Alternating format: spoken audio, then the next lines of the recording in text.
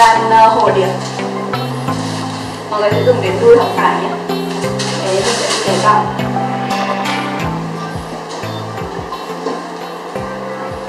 Và mình sẽ cắt đi một nửa cái đấy nhé.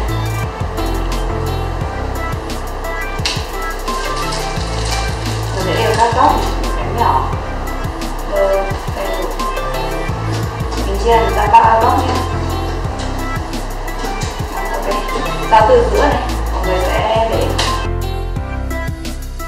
mình lại xay dù nhé. Nó cắt là sổ sẽ là sổ.